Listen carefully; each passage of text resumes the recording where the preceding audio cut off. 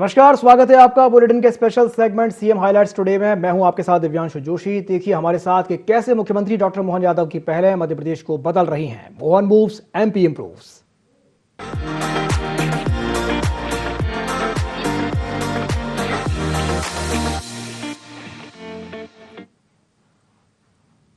केंद्रीय शिक्षा मंत्री धर्मेंद्र प्रधान भोपाल पहुंचे, जहां सीएम हाउस में मुख्यमंत्री डॉक्टर मोहन यादव ने उनका स्वागत किया।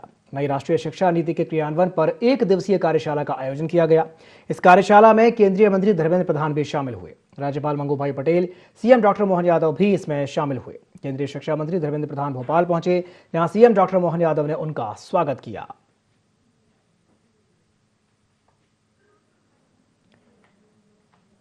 तो केंद्रीय शिक्षा मंत्री धर्मेंद्र प्रधान भोपाल पहुंचे थे, जहां मुख्यमंत्री आवास पर सीएम डॉक्टर मोहन यादव ने उनका स्वागत किया। नई राष्ट्रीय शिक्षा नीति के क्रियान्वयन पर एक दिवसीय कार्यशाला का आयोजन किया गया। इस कार्यशाला में केंद्रीय मंत्री धर्मेंद्र प्रधान शामिल हुए। राज्यपाल मंगूभाई पटेल, सीएम डॉक्टर मोहन यादव भी इसमें शामिल हुए। केंद्रीय शिक्षा मंत्री धर्मेंद्र प्रधान भोपाल पहुंचे थे, जहां सीएम डॉक्टर मोहन यादव ने उनका आत्मीय स्वागत किया।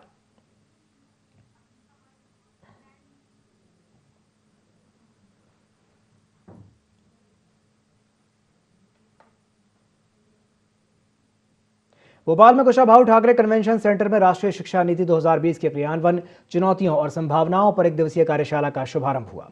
कार्यक्रम में राज्यपाल मंगूभाई पटेल, मुख्यमंत्री डॉक्टर मोहन यादव, केंद्रीय शिक्षा मंत्री धर्मेंद्र प्रधान और वरिष्ठ मंत्री और अधिकारी भी शामिल हुए।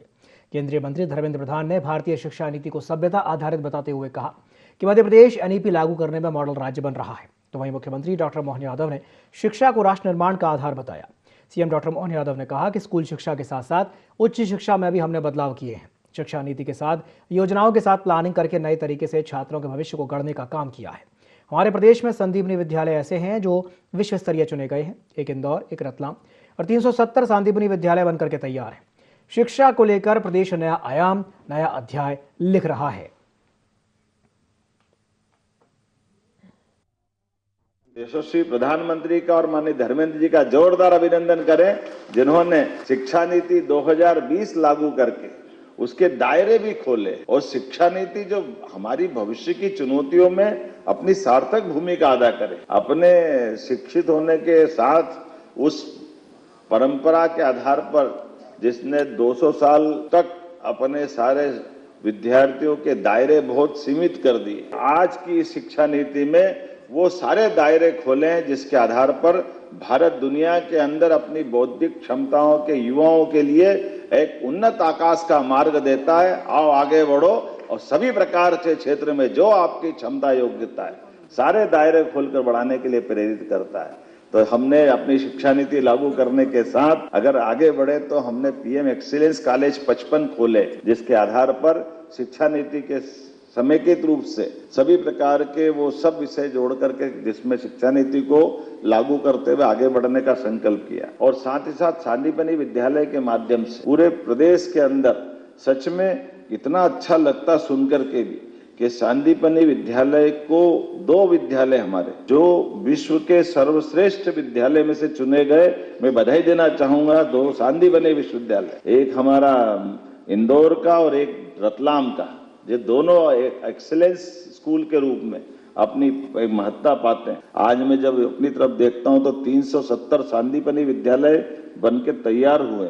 राष्ट्रीय शिक्षा नीति की इम्प्लीमेंटेशन में, क्रियान्वयन में ये 5th ईयर है, 5वीं साल है। Madhya Pradesh national education policy को क्रियान्वयन करने में अग्रणी राज्य रहा। प्रारंभिक दिनों में तुरंत जो इसको समझना, डिकोडिंग करना, उसकी जो अपेक्षा है उस हिसाब से खुद को बदलना मध्य प्रदेश ने आगे काम किया है। पिछले 4.5 साल में अनेकों अच्छे प्रयोग मध्य प्रदेश में हुई है, जिसकी प्रतिफलन में धीरे धीरे आने लगा है। आने वाले दिनों में मध्य प्रदेश की जो युवा आबादी है, आबादी लगभग 9 करोड़ है अभी के एक प्रोजेक्टेड रूप में, उसमें 25 साल की उम्र की आबादी लगभग आधे हैं।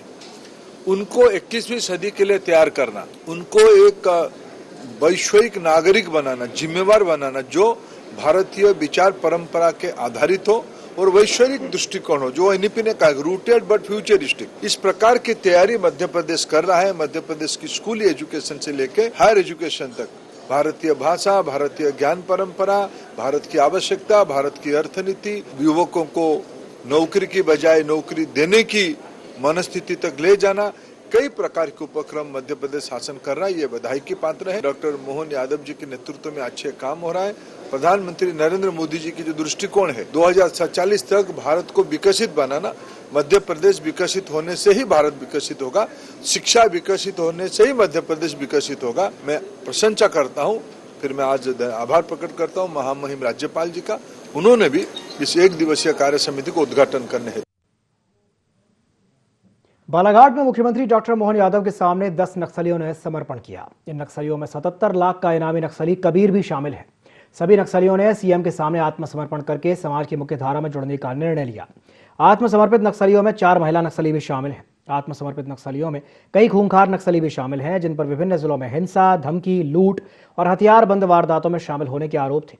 नक्सलियों ने भारी मात्रा में हथियार भी पुलिस के हवाले किए, जिनमें AK-47, इंसास, SLR, SSR और BGL सेल समेत अन्य हथियार भी शामिल हैं। नक्सलियों का यह आत्मसमर्पण सरकार की सख्त कार्रवाई और पुनर्वास नीति का बड़ा असर माना जा रहा है। मध्य प्रदेश सरकार को नक्सलवाद के खात्मे की दिशा में बड़ी कामयाबी मिली है। बालाघाट पुलिस सहित टास्क फोर्स और पूरा नक्सल विरोधी अभियान की सफलता का बहुत बड़ा दिन है। हमारी पुलिस ने बड़ा काम किया है, जिनमें डेडलाइन दी कि 2026 जनवरी तक हर हालत में या तो नक्सलवादी सरेंडर करे या उनको हम मैदान से समाप्त करेंगे। तो मध्य प्रदेश के इतिहास का ये सबसे बड़ा सरेंडर आज हमारा यहाँ 10 अलग अलग सदस्यों द्वारा किया गया। सबने पुलिस की योग्य कार्रवाई के कारण से अपने आप को सरेंडर किया है। मध्य प्रदेश सरकार सारे अभी भी बचे हुए जो कुछ, यद्यपि हमारे राज्य में बहुत थोड़े से बचे हैं, मैं आपके माध्यम से भी अपील करूंगा कि आइए हम सब पुनर्वास की नीति के माध्यम से उनके जीवन की भी गारंटी लेंगे। हमारी धरती पर नक्सलवाद का हम खात्मा करके रहेंगे। जो हमारे साथ आकर के हथियार का समर्पण करना चाहता है तो उसकी जीवन की गारंटी हमारे द्वारा ली जा रही है। उसके जीवन के पुनर्वास को लेकर के सभी प्रकार के आजीविका के लिए जुड़े हुए जो जरूरत होगी वहाँ भी मदद करेंगे।